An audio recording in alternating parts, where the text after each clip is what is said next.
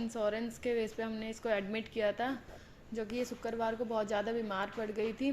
तो हम इसे 12 बजे ओपीडी में दिखाने के लिए लेके आए थे, और ये रही हमारी 12 बजे की ओपीडी की पर्ची। ये देखिए, हमने डॉक्टर पंत से इसका इलाज कराया था। डॉक्टर पंत ने इसको देखा। उस टाइम हम इसको 12 बजे दिखा करके और ले गए थे यहाँ से घर वापस, कि चलो ठीक है, दवाई के बेस पे हम इसको ठीक करते हैं।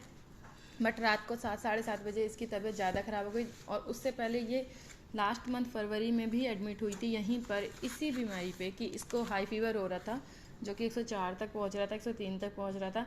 तो उसके लिए हम इसको लेके आए थे। जो सारे डॉक्यूमेंट्स मेरे पास ही हैं, और हमने इसको एडमिट किया था। उस टाइम पे क्लेम वालों ने हमारा क्लेम पास कर दिया था, लेकिन अब वो हमारा क्लेम पास करने के लिए मना कर रहे हैं। बिल आया है 70,000 रुपये का।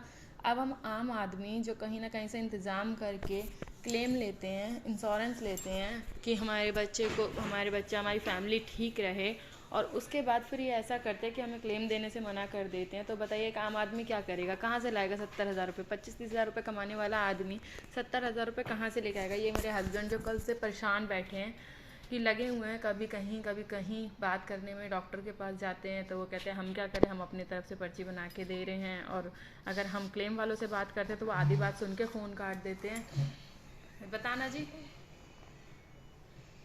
ये जो केयर हेल्थ इंश्योरेंस है, ये जो इंश्योरेंस का जो ड्रामा करके बैठे हुए हैं, ये चोर है। क्योंकि जब ये अपने आप ये वेरिफिकेशन मांग रहे हैं, जस्टिफिकेशन मांग रहे हैं। अब जस्टिफिकेशन, मैं डॉक्टर तो हूँ नहीं जो जस्टिफिकेशन दूंगा। बेसिकली जस्टिफिकेशन तो डॉक्टर दे रहे हैं, और डॉक्टर ने एक लेटर बनाकर भी इनको सबमिट किया हुआ है। वो लेटर दिखाइए आप अपने फ़ोन में। हम वो लेटर आपको दिखा रहे हैं अपने फ़ोन में, जो डॉक्टर ने हमें बना करके दिया हुआ है। ये हेल्थ केयर वाले हमें ऐसे लूट रहे हैं, बस पूछो मत। इसी बीमारी पे उन्होंने लास्ट टाइम पास कर दिया, और अब मना कर रहे हैं कि हम नहीं पास कर सकते हैं, क्यों आपके बच्चे को कोई ऐसी बीमारी नहीं। तो आप बताइए, क्या बिना किसी बीमारी के कोई अपने बच्चों को ऐसे? ये है डॉक्टर का लिखा लेटर, एस्कॉट के डॉक्टर पंत द्वारा हम बच्चे का इलाज कर रहे हैं। आपको फ़ोन में क्लियर नहीं आ रहा होगा, दिखाई नहीं दे रहा होगा, लेकिन उन्होंने लेटर लिख के दिया है कि हम अपने बिहाफ पे सब कुछ लिख के दे रहे हैं। तो उनका ये कहना है कि जो वो हेल्थ केयर वाले हैं, वो ये कह रहे हैं कि क्या कहते हैं, अगर आपका बच्चा बीमार है, इतना हल्का फुल्का बीमार है, तो आप उसका नॉर्मल इलाज भी करा सकते थे। तो आप बताइए, किसको शौक है अपने बच्चे को ला करके 30 त्यौहार में एडमिट कराने का? नवरात्र जैसे त्यौहार में लोग घर में पूजा पाठ कर रहे हैं, हम अपने बच्चे को 4 दिन से यहाँ ले करके बैठे हैं। हाँ तो जी, बताना उन्होंने क्या कहा। उन्होंने कहा कि हम जस्टिफाई नहीं कर पा रहे हैं कि आपकी जो गुड़िया है वो इस एडमिट की कंडीशन में है। फीवर के लिए क्या कहा था अब वो उन्होंने? फीवर के लिए वो ये कह रहे हैं कि 103, 101, 98, 99 ये अमूमन नॉर्मल है। अब आप ये बताइए, जब 103 है, अब वो उनके लिए नॉर्मल हो गया।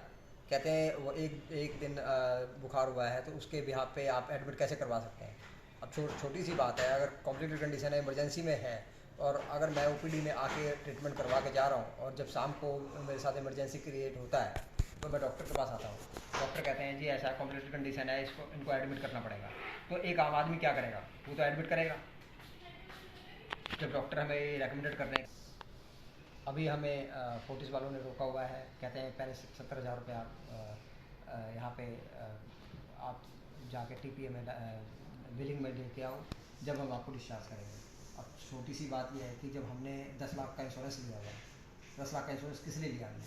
जब इंश्योरेंस वाले इंश्योरेंस देने की बारी आती है, जब तो वो बड़े आराम से लेते हैं, कहते हैं जी ऐसा हम ये भी फैसिलिटी देंगे। ये आज सब 3 साल हो गए मुझे इंश्योरेंस लिए हुए, लेकिन हमने कभी सोचा नहीं था कि इतने पैसे खर्च करने के बाद भी, 10 लाख का इंश्योरेंस लेने के बाद भी ये प्रॉब्लम मेरे को इंश्योरेंस के बिहाफ पे आएगा, और इंश्योरेंस वाले हमारे साथ ये ट्रीट करेंगे, जो मैंने एक्सपेक्टेशन भी नहीं की थी।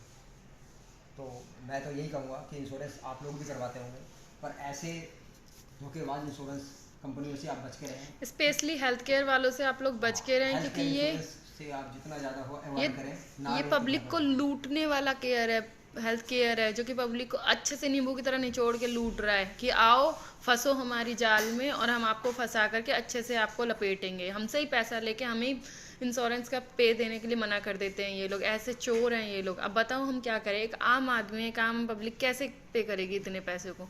हैं। बताइए, ये देखिए, अगर ना हो हमारे पास कोई डॉक्यूमेंट्स, ना हो हमारे पास कोई रिकॉर्ड, ना हो डॉक्टर रिकॉर्ड, ना हो तो कहें कि हाँ हम लोग झूठ बोल रहे हैं। अब ज़्यादा है तो ये लोग अपना बंदा भेज करके हम यहाँ एक बार चेक कर सकते हैं। डॉक्टर कह रहे हैं कि हम डॉक्टर हैं, हमने कुछ सोच समझ के एडमिट किया है। अब हमें तो शौक नहीं है अपने बच्चों को ऐसे एडमिट करके रखने का। देखिए मेरी बेटी कितनी कमज़ोर भी हो चुकी है, 3-4 दिन से एडमिट है। अभी 2 दिन पहले इसकी बॉडी इतनी पेन कर रही थी कि ये रो रही थी। उसके बाद 3-4 बजे अभी इसे एक ड्रिप चढ़ाई गई थी, ये छोटी वाली ड्रिप, तो ये इसे जा करके काफ़ी आराम हुआ था। उसके बावजूद ये कह रही है ये तो नॉर्मल बीमारी है, आप घर में भी ठीक सकते। तो बताइए फिर हमने क्लेम लिया ही क्यों है अगर हमें घर में ठीक करनी। तो आप लोग अपनी राय इस वीडियो पे ज़रूर देना। ये इंश्योरेंस का लिखा हुआ ये रहा देखिए है। ये इंश्योरेंस, मेरा इंश्योरेंस है। ये है हमारा इसमें इंश्योरेंस। 10 लाख का इंश्योरेंस लिखा हुआ है। ये देखिए आप लोगों को तो नज़र आ रहा होगा, तो ये हमारा इंश्योरेंस है, इसमें 10 लाख का इंश्योरेंस करवाया हुआ है हमने। उसके बावजूद ये लोग ऐसे इंश्योरेंस देने के लिए 70,000 रुपये का मना कर रहे हैं। तो ये लोग ऐसा करते ही क्यों है जब इन्हें इतना वो होता है पैसे देने में, क्लेम भरने में, तो क्यों ये लोग ऐसे झूठे झूठे कस्टमर को वादे करते हैं कि ठीक है हम ये फैसिलिटी देंगे।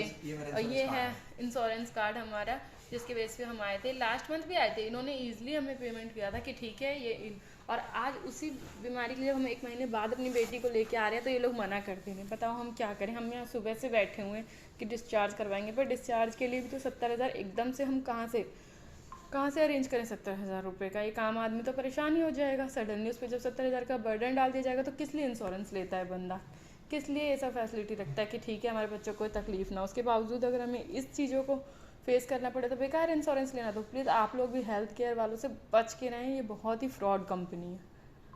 तो आप अपनी राय ज़रूर दीजिएगा इसके लिए कि आप लोगों के साथ भी ऐसी ठगी हुई है। अगर इसके बारे में कोई हेल्प कर सकता है किसी भी तरह से कि हमें हमारा क्लेम मिल जाए तो वो भी प्लीज़ हमें कमेंट में ज़रूर बताएं। बहुत बहुत धन्यवाद।